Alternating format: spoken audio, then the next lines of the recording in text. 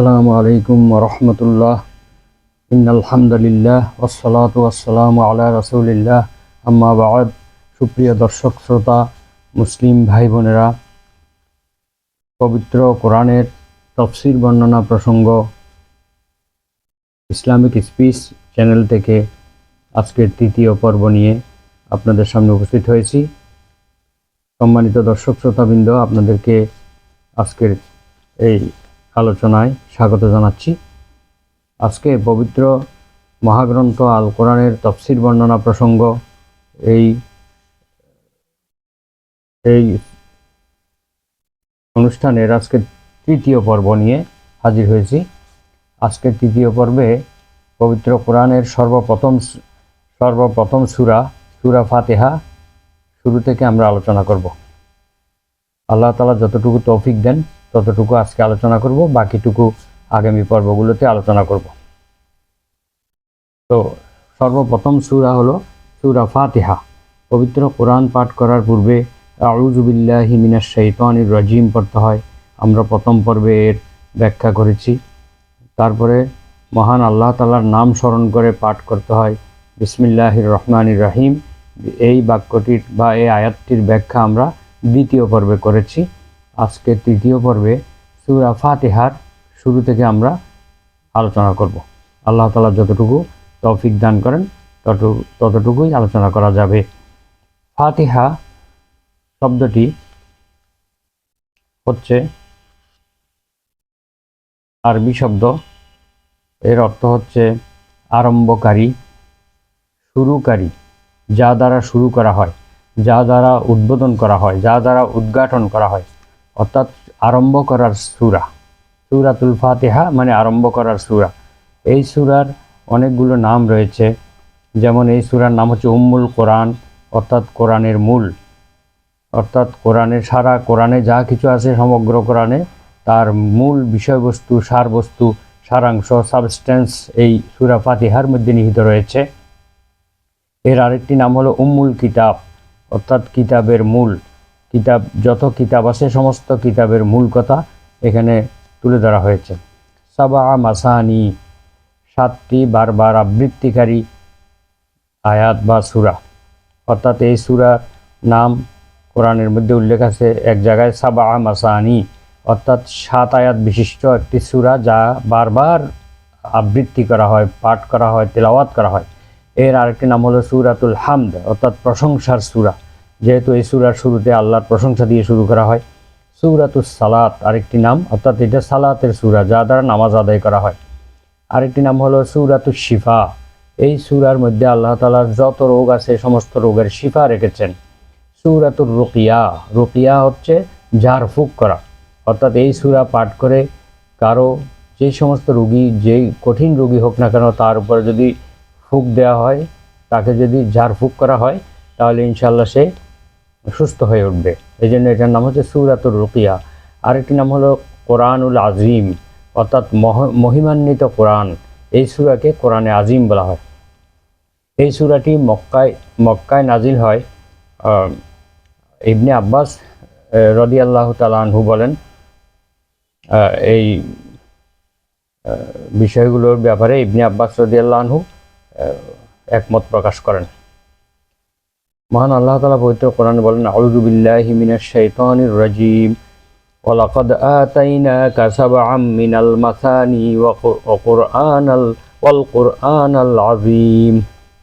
অর্থাৎ আমি আপনাকে দিয়েছি 7 আয়াত বিশিষ্ট, যা পুনঃ পুনঃ আবৃত্তি করা হয়, বারবার পাঠ করা হয়, আর এটা হচ্ছে মহান কোরআন। অর্থাৎ সূরা ফাতিহার এখানে নাম উল্লেখ রয়েছে সাবআম মিনাল মাসানি, আর একটা হচ্ছে কুরআনুল আযীম, মহিমান্বিত কোরআন। এই সূরাকে উম্মুল কোরআন বা উম্মুল কিতাব বলার কারণ হলো, এখানে পবিত্র কোরআনে আল্লাহ যা কিছু বলেছেন তার একেবারে সারাংশ সূরা ফাতিহার ভিতরে আল্লাহ তাআলা নিহিত রেখেছেন। এই জন্য এটাকে উম্মুল কোরআন বা উম্মুল কিতাব বলা হয়। এবারে আমরা সূরা ফাতিহা পাঠের কিছু উপকারিতা বর্ণনা করব, ফজিলত বর্ণনা করব সংক্ষেপে। তা হচ্ছে, মুসলিম শরীফে একটি হাদিস উল্লেখ আছে, আবু হুরায়রা না, বুখারী শরীফে একটি হাদিস উল্লেখ আছে যে ফাজাইলুল কোরআন অধ্যায়ে, সেখানে আবু সাইদ খুদরি রাদিয়াল্লাহু আনহু বলেন যে আমরা একবার সফরে একটি জায়গায় আমরা অবতরণ করলাম। সেখানে গিয়ে আমরা যখন অবস্থান নিয়েছি তখন হঠাৎ করে একজন দাসী এসে বলল যে আমাদের গোত্রের নেতাকে সাপে কেটেছে, এখন আমাদের লোকজন সব বাইরে আছে, আপনাদের মধ্যে কি ঝাড়ফুঁক করার মতো কেউ আছে? তখন ওই আবু সাইদ খুদরি রাদিয়াল্লাহু আনহু দের দল থেকে একজন লোক বের হয়ে ওই দাসীর সঙ্গে গেল এবং ওই লোককে ঝাড়ফুঁক করলো। ঝাড়ফুঁক করার পরে সে সুস্থ হয়ে উঠল। এর পুরস্কার স্বরূপ 30টা ছাগল এবং বেশ কিছু দুধ তাদের আপ্যায়নের জন্য পাঠানো হলো। তখন আবু সাইদ খুদরি রাদিয়াল্লাহু আনহু বললেন যে আমরা তো জানতাম না যে এই লোকটি ঝাড়ফুঁক জানে। তখন তাকে আসার পরে জিজ্ঞেস করা হলো, তুমি কি ঝাড়ফুঁক জানো? তিনি বললেন, আমি জানি না, আমি শুধু সূরা ফাতিহা পাঠ করেছি। সূরা ফাতিহা পাঠ করে তাকে ফুঁ দিয়েছি, আল্লাহর অসীম রহমতে সে সুস্থ হয়ে উঠেছে। তখন সবাই বলল যে এই ছাগলগুলো এখন আমরা নিতে পারবো না, ভাগ করতে পারবো না, আল্লাহর রাসূল সাল্লাল্লাহু আলাইহি ওয়াসাল্লামের কাছে গিয়ে মদিনায় গিয়ে আমরা জিজ্ঞেস করে তারপরে আমরা এই ছাগলগুলোর ব্যাপারে সিদ্ধান্ত নেব। তখন ফিরে এসে মহানবী সাল্লাল্লাহু আলাইহি ওয়াসাল্লামের কাছে এসে বললেন যে এই ঘটনা। তখন নবীজি বললেন, তুমি কিভাবে জানলে যে এই সূরা দ্বারা ঝাড়ফুঁক করা হয়? তখন বললেন যে এই ছাগলগুলো ভাগ করো এবং আমার জন্য এক ভাগ রাখো। তো এই হাদিস দ্বারা প্রমাণিত হয় যে পবিত্র কোরআনের সূরা ফাতিহা বা অন্যান্য আয়াত দ্বারা কোনো রোগীর উপরে বা কোনো ব্যাধিগ্রস্ত দুর্দশাগ্রস্ত মানুষের উপরে ঝাড়ফুঁক করা বৈধ, এবং ঝাড়ফুঁক করে যদি কেউ কিছু হাদিয়া দেয় তা নেওয়াও বৈধ রয়েছে। তো তবে এই জন্য দাবি করে নেওয়া যাবে না, কেউ যদি ইচ্ছে করে দেয় তাহলে সেটা নেওয়া বৈধ রয়েছে, এবং পবিত্র কোরআনের আয়াত দ্বারা ঝাড়ফুঁক করা এটার বৈধতা প্রমাণিত হয়। এই সূরার আরেকটি ফজিলত বর্ণনা রয়েছে এভাবে যে একবার এক ব্যক্তি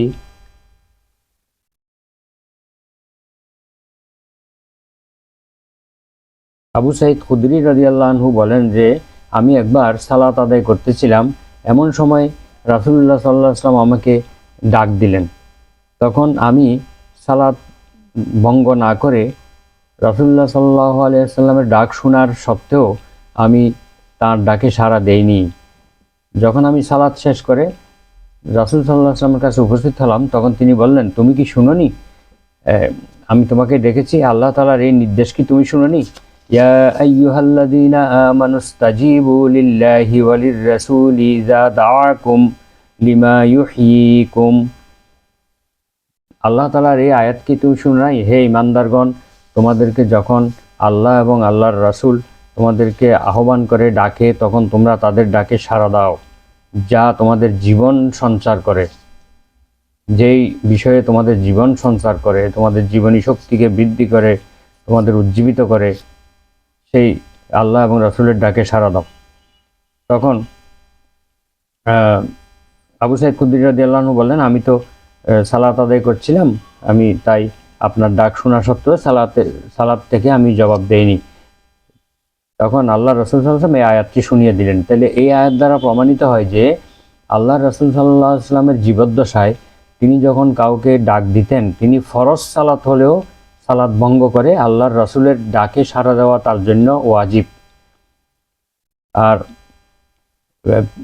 পৃথিবীতে যে কোনো মুসলিম নরনারীর জন্য তার মাতা পিতা যখন তাকে আহ্বান করবে, ডাকবে, তখন সেই নফল সালাতরত অবস্থায় থাকলে নফল সালাত ভঙ্গ করে তাকে পিতামাতার ডাকে সাড়া দিতে হবে, তবে ফরজ সালাত ভঙ্গ করা যাবে না। কিন্তু আল্লাহর রাসূল সাল্লাল্লাহু আলাইহি ওয়াসাল্লাম যদি ডাক দিতেন তাহলে কিন্তু ফরজ সালাত ভঙ্গ করে হলেও তার ডাকে সাড়া দেওয়া মুসলমানদের উপরে ওয়াজিব ছিল, ফরজ ছিল। তো এই বিষয়টি স্মরণ করে দিয়েছেন। তখন তিনি আবু সাইদ খুদরি রাদিয়াল্লাহু আনহুকে বললেন যে তোমাকে আমি এই কথা বলার পরে বললেন যে আমি তোমাকে মসজিদ থেকে বের হওয়ার আগে বলে দেব যে সবচেয়ে বড় এবং মর্যাদাবান সূরা কোনটি। তখন কথাবার্তার এক পর্যায়ে মহানবী সাল্লাল্লাহু আলাইহি ওয়াসাল্লাম যখন মসজিদ থেকে বের হওয়ার উদ্যত হলেন, তখন আবু সাঈদ খুদরি রাদিয়াল্লাহু আনহু তাকে স্মরণ করিয়ে দিলেন, ইয়া রাসূলুল্লাহ, আপনি তো আমাকে একটা বিষয়ে বলছিলেন যে কোরআনের কোন আয়াত, কোন সূরাটি সবচেয়ে মহিমান্বিত, সবচেয়ে বড়। তখন আল্লাহ রাসূল সাল্লাল্লাহু আলাইহি ওয়াসাল্লাম বললেন যে সেই সূরাটি হলো সূরাতুল হামদ, আলহামদুলিল্লাহি রাব্বিল আলামিন, অর্থাৎ সূরা ফাতিহা।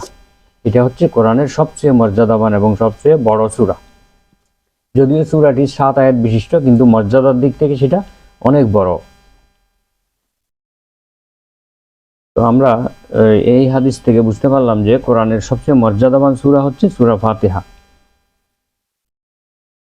এবার সালাতে সূরা ফাতিহা পাঠ করা প্রসঙ্গে বর্ণনা রয়েছে যে মুসলিম শরীফে 295 নম্বর একটি হাদিস রয়েছে, আবু হুরায়রা রাদিয়াল্লাহু আনহু থেকে বর্ণিত। মহানবী সাল্লাল্লাহু আলাইহি ওয়াসাল্লাম বলেছেন যে লা সালাতা লিমান লাম ইয়াকরা বিফাতিহাতিল কিতাব, যে ব্যক্তি সালাতে সূরা ফাতিহা পাঠ করলো না তার সালাত অসম্পূর্ণ রয়ে গেল, অর্থাৎ তার সালাত হবে না। অর্থাৎ সূরা ফাতিহা পাঠ করা প্রত্যেক সালাতে ওয়াজিব, এটা পাঠ না করলে তাদের সালাত হবে না। তখন এক ব্যক্তি আবু হুরায়রা রাদিয়াল্লাহু আনহুকে জিজ্ঞেস করা হলো যে আচ্ছা, যদি আমরা ইমামের পিছনে থাকি তাহলে আমরা কি করব। তখন আবু হুরায়রা রাদিয়াল্লাহু আনহু বললেন যে যদি ইমামের পিছনে থাকেন তাহলেও চুপে চুপে সূরা ফাতিহা পড়ে নিও। তো বিশ্বের বিশিষ্ট বরেণ্য আলেমগণ, ফকিগণ এই ব্যাপারে একটি সুন্দর সমাধান দিয়েছেন যে আমরা কিভাবে সালাতের মধ্যে সূরা ফাতিহা পাঠ করব, বিশেষ করে ফরজ সালাতে। ফরজ সালাতের যে সকল ওয়াক্তে আমরা ইমাম সাহেবরা জোরে কেরাত পড়েন, উচ্চস্বরে কেরাত পড়েন, সেই সকল ক্ষেত্রে মুক্তাদিরা চুপ থাকাই উত্তম। আর যে সমস্ত ক্ষেত্রে ইমামরা চুপে চুপে কেরাত পড়েন, যেমন জোহরে আসরে এই দুই ওয়াক্তে, এবং যে সমস্ত সালাতের 2 রাকাতে উচ্চস্বরে কেরাত পড়া হয় আর 2 রাকাতে চুপে চুপে পড়া হয়, ওই 2 রাকাতে মুক্তাদিগণ চুপে চুপে সূরা ফাতিহা পাঠ করবে। তাহলে কোরআনের উপরও আমল হলো আর হাদিসের উপরেও আমল হয়ে গেল।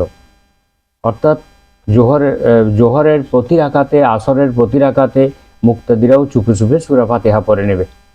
আর মাগরিব, ঈশা এই 2 ওয়াক্তের মাগরিবের 3য় রাকাতে যেহেতু ইমাম চুপে চুপে পড়বে, মুক্তাদিরাও চুপে চুপে সূরা ফাতিহা পড়ে নেবে।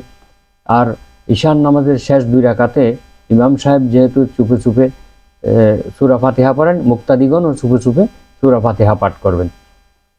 আর যেহেতু কোরআনের মধ্যে উল্লেখ রয়েছে ইযা কুরিয়া আলাইহিমুল কুরআনু ফাসতামিউ লাহু ওয়া আনসিতু, যখন তোমাদের উপরে কোরআন পাঠ করা হয় তখন তোমরা ওহা চুপ থাকো এবং ওহা উত্তম রূপে শ্রবণ করো। তাহলে সেই আয়াতের উপরও আমল হয়। আর যখন ইমাম সাহেব চুপে চুপে কেরাত করেন তখন মুক্তাদিরাও যদি চুপে চুপে সূরা ফাতিহা পাঠ করে তাহলে তাদের সেই হাদিসের আমলটাও হয়ে যায়। তাহলে আমরা সালাতের মধ্যে কিভাবে সূরা ফাতিহা পাঠ করতে হবে এটা আমরা জানতে পারলাম। ইমাম আবু হানিফা রাহিমাহুল্লাহর মতে যে সালাতের মধ্যে সূরা ফাতিহা পাঠ করা ওয়াজিব এবং কেরাত পাঠ করা ফরজ। কেউ যদি সূরা ফাতিহা ভুল করে পাঠ না করেন তাহলে তাকে সিজদায়ে সাহু বা ভুলের সেজদা দিতে হবে।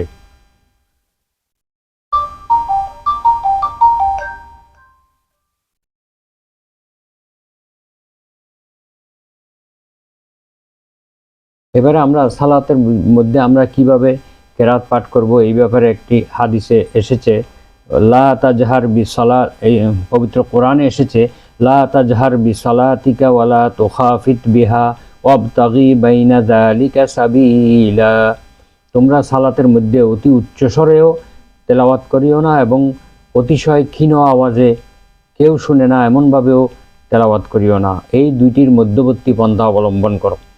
একেবারে উচ্চ স্বরে চিৎকার করে কেরাত পাঠ করার দরকার নেই এবং একেবারে চুপে চুপে এত ছোটো করে পড়বে যে মুক্তাদিরাও শুনতে পায় না, এমনভাবে পড়ার দরকার নেই। অর্থাৎ দুইটার মধ্যবর্তী একটি আওয়াজে এটা পাঠ করতে হবে। সূরা বনী ইসরাইলের 110 নম্বর আয়াতে এই বিষয়টি উল্লেখ রয়েছে।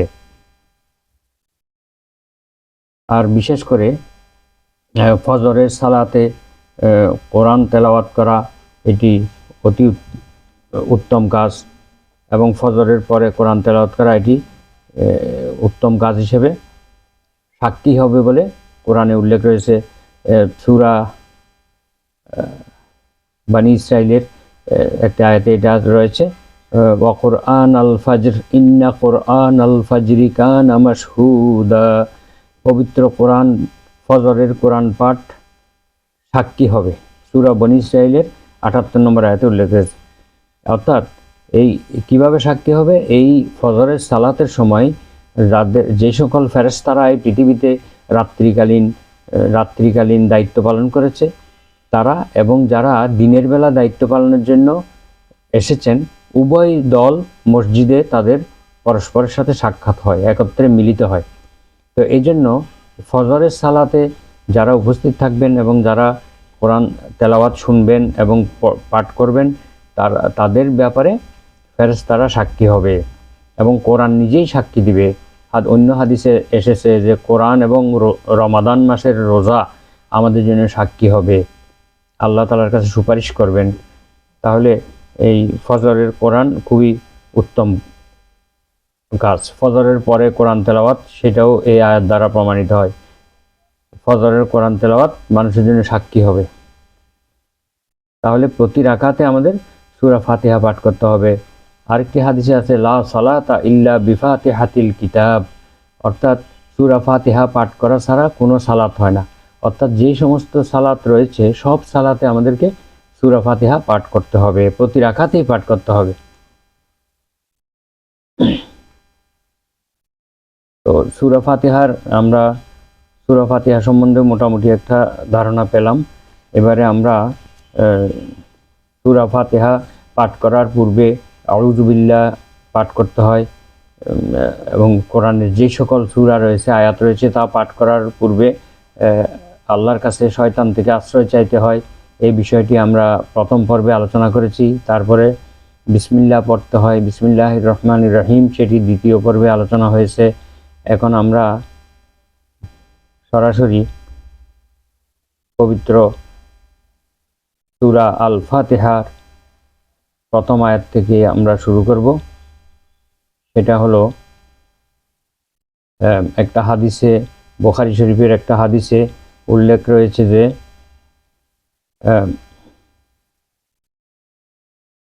মুসলিম শরীফের 296 নম্বর হাদিস, নাসাই শরীফের 11-12 নং হাদিসে একটি হাদিস উল্লেখ রয়েছে যে আবু হুরায়রা রাদিয়াল্লাহু আনহু থেকে বর্ণিত যে আন আবি হুরায়রা রাদিয়াল্লাহু আনহু ইয়াকুলুল্লাহু আযজা ওয়া জাল্লা কাসামতু হাযিহি সূরাতা বাইনি ওয়া বাইনা আবদি নিসফাইন।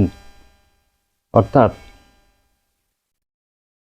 আল্লাহ তাআলা বলেন, অর্থাৎ এটি একটি হাদিসে কুদসি যা মহানবী সাল্লাল্লাহু আলাইহি ওয়াসাল্লাম আল্লাহ তাআলা বলেন এইভাবে যেই সকল হাদিস বর্ণনা করেছেন, মহানবী সাল্লাল্লাহু আলাইহি ওয়াসাল্লাম যেই সকল কথা আল্লাহ তাআলা বলেছেন এইভাবে আল্লাহ তাআলার রেফারেন্স দিয়ে তিনি বলেছেন, সেই হাদিসগুলোকে হাদিসে কুদসি বলা হয়।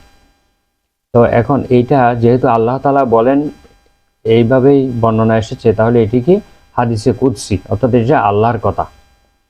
আল্লাহ তাআলা বলেন যে কাসামতু হাযিহি সূরাতা, আমি এই সূরাটিকে ভাগ করে নিয়েছি, বাইনি ওয়া বাইনা আবদি নিসফাইন, আমি এবং আমার বান্দার মধ্যে অর্ধেক অর্ধেক এই সূরাটি আমরা ভাগ করে নিয়েছি। কিভাবে ভাগ করে নিয়েছেন সেটা বর্ণনা আসতেছে হাদিসের মধ্যে। সেটা হলো যে ওয়ালি আবদি মা সাআলা, আমার বান্দার জন্য তাই রয়েছে যা সেই আমার কাছে প্রার্থনা করে। ফাইজা ক্বালাল আবদু আলহামদুলিল্লাহি রাব্বিল আলামিন, যখন আমার বান্দা বলে আলহামদুলিল্লাহি রাব্বিল আলামিন, সকল প্রশংসা সারা বিশ্বের মহাবিশ্বের প্রতিপালক আল্লাহ তাআলার জন্য, এই কথা যখন বলে ইয়াকুলুল্লাহু আযজা ওয়া জাল্লা, তখন মহান গরিয়ান। আল্লাহ তাআলা বলেন হামিদানি আব্দি, বান্দার এই কথার জবাবে আল্লাহ বলেন আমার বান্দা আমার প্রশংসা করলো, আমার বান্দা আমার প্রশংসা করলো। আল্লাহ এইভাবে উত্তর দেন। ফাইজা ক্বালা আর রহমানির রহিম, যখন বান্দা বলে আর রহমানির রহিম, পরম করুণাময় অসীম দয়ালু, আল্লাহ তাআলা পরম করুণাময় অসীম দয়ালু, এই কথা যখন বলেন ইয়াকুলুল্লাহু আসনা আলাইয়া আব্দি, তখন আল্লাহ তাআলা বলেন যে আমার বান্দা আমার অত্যন্ত গুণকীর্তন করলো, আমার গুণ বর্ণনা করলো, আমার প্রশংসায় আমার অত্যাধিক প্রশংসা করলো। তারপরে অথবা আরেকটি হাদিসে আছে মাদাহানি আব্দি, আমার বান্দা আমার গুণগান করলো। ফাইজা ক্বালা মালিকি ইয়াউমিদ্দিন, যখন বান্দা বলে মালিকি ইয়াউমিদ্দিন ইয়াকুলুল্লাহু আসনা আলাইয়া আব্দি, যখন মালিকি ইয়াউমিদ্দিন বলে তখন আল্লাহ তাআলা উত্তরে বলেন আসনা আলাইয়া আব্দি, আমার বান্দা আমার প্রশংসা করলো, আমার গুণগান করলো।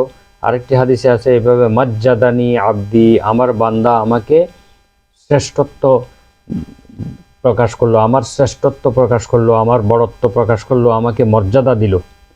এভাবে আল্লাহ উত্তর দেন। ফাইজা ক্বালা ইয়্যাকা না'বুদু ওয়া ইয়্যাকা নাস্তাঈন, যখন বান্দা বলে যে হে আল্লাহ আমি একমাত্র তোমারই ইবাদত করি এবং একমাত্র তোমারই কাছে সাহায্য চাই। ক্বালা হাযা বাইনি ওয়া বাইনা আব্দি, তখন আল্লাহ তাআলা উত্তরে বলেন যে এই বিষয়টি আমার এবং আমার বান্দার মধ্যেই রইল। অর্থাৎ এখানে এই আয়াতের মধ্যে অর্ধেক আল্লাহর অর্ধেক বান্দার। যেমন ইয়্যাকা না'বুদু, এটা হলো বান্দার পক্ষ থেকে আল্লাহর প্রশংসা যে আমরা একমাত্র তোমারই ইবাদত করি।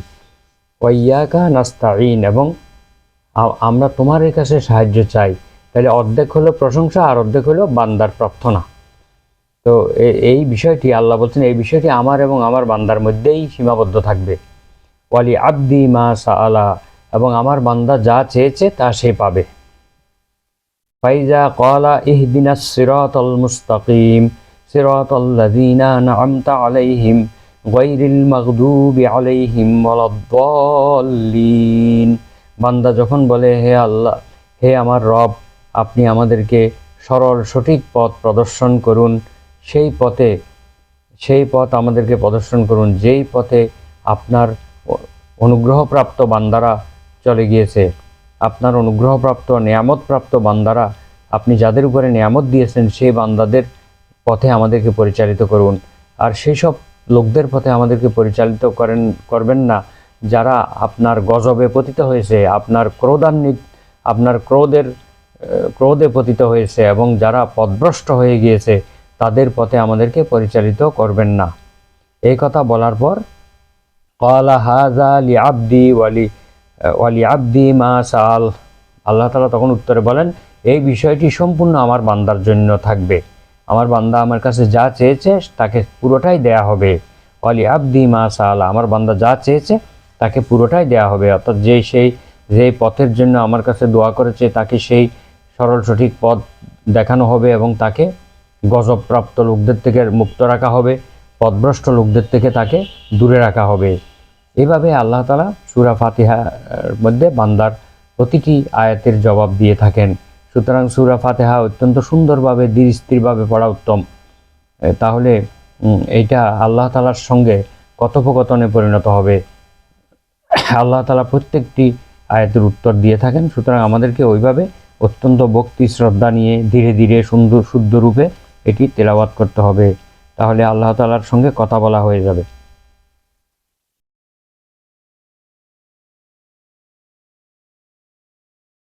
এরপরে আমরা এই সূরাটি আল্লাহ এবং বান্দার মধ্যে কিভাবে বাক বিভক্ত করা হয়েছে সেটি আমরা আলোচনা করলাম। এবারে আমরা